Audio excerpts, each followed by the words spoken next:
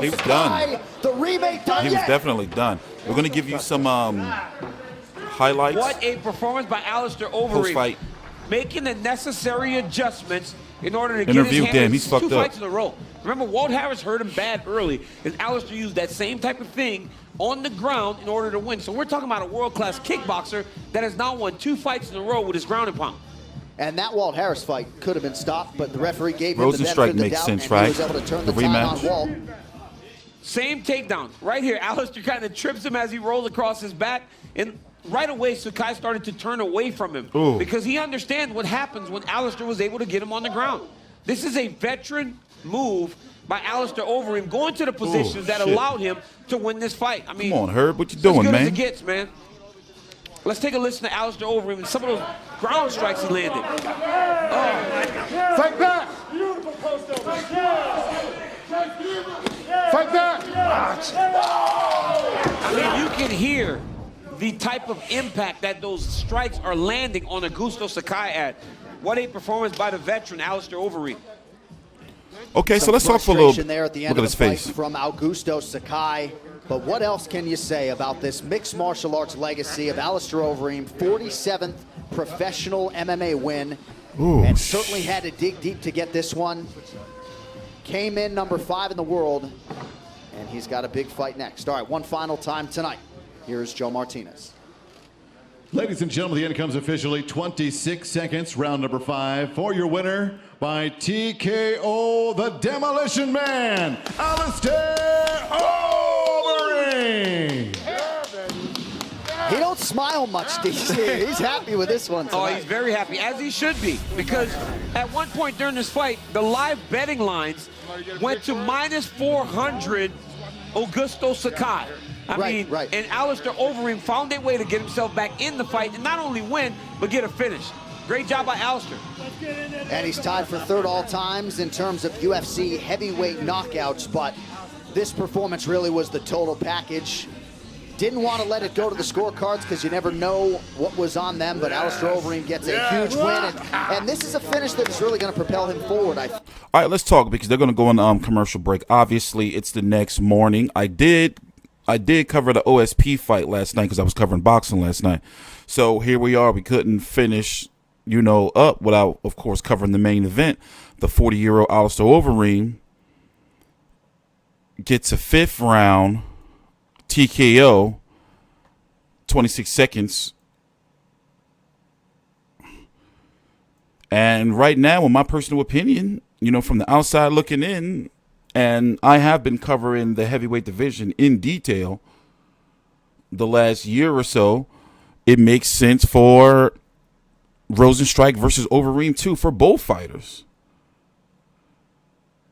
I mean, we don't know what's going to happen with Stipe versus Ngannou or John Jones, with TstreeT. It's not like boxing where well, this fight has to happen or whatever. He's just all over him. It's just too many variables, what I've learned with the UFC, because you can be ranked number 1, but don't necessarily. Let's listen in. Also, I got the post-fight when he's going to say, hold on, let's listen in. Please subscribe. Get it tonight, but you fought beautifully, man. Congratulations on another huge win. Thank you very much.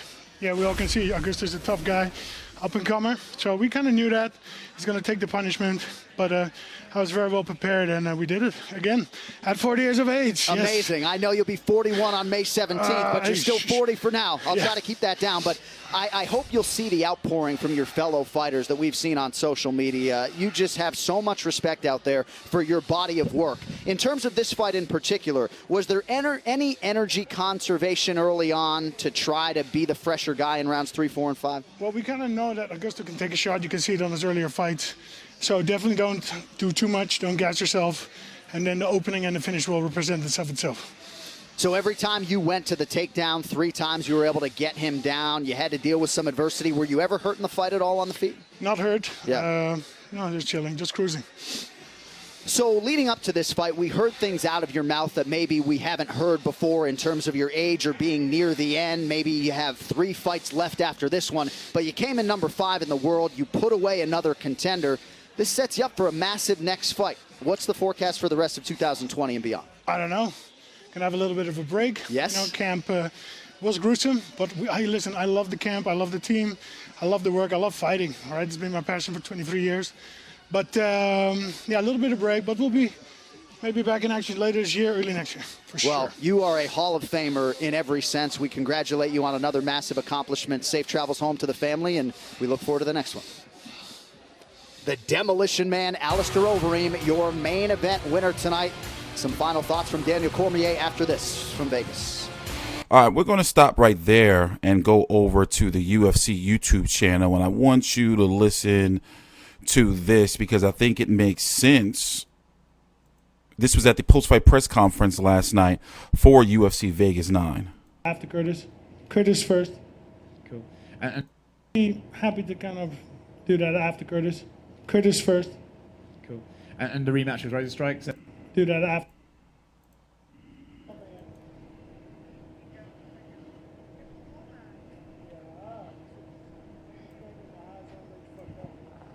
Oh, my bad. What part was it? There we go. the heavyweight division is kind of set right now.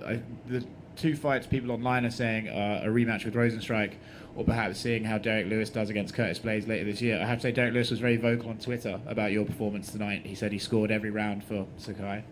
I saw that. Do either of those two fights interest you? So, definitely. But, yeah, Derek Lewis is just talking crap. My teammate, Curtis, is going to destroy him. And I'd be happy to kind of do that after Curtis. Curtis first. Cool. And the rematch with Rozenstruik, does any appeal to you? Because you were winning the majority of that fight first time round, and then the end was a little bit controversial with how the referee waved it off. Is that something you'd like to do again? Well, Rozenstruik, I destroyed that man. I schooled him.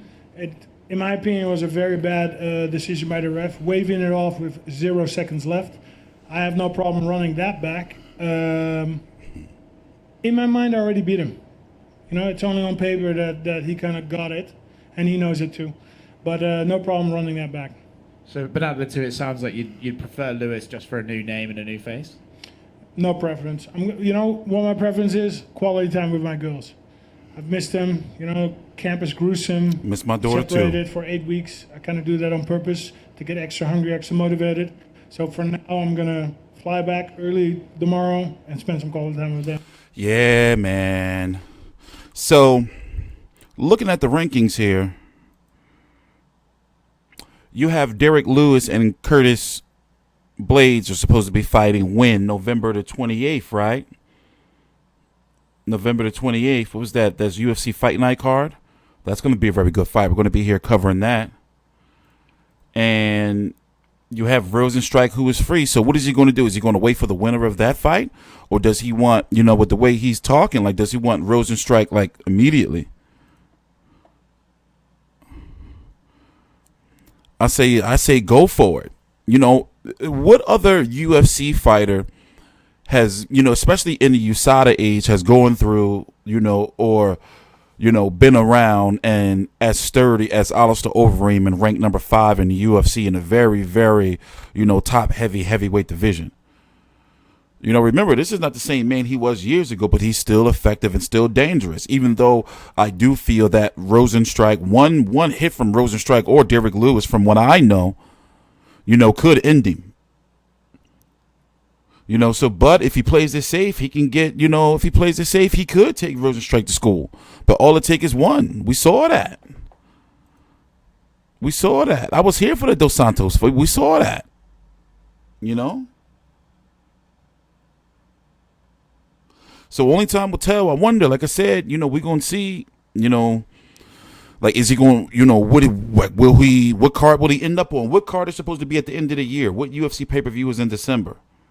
Will he end up on that as a co-feature? Will he headline a fight night? Or could him versus Rozenstruik end up as a co-feature on whatever pay-per-view is coming up in December? Or could he be on, you think he would be? I don't think he would be on the Rozenstruik, not the Rozenstruik, the Blaydes, Lewis card. I don't know. Just my personal opinion. You know, I'm still learning the ropes. Anyway, I'm TstreeT Controversy with FightView360.com. We cover every single major fight live. Please subscribe.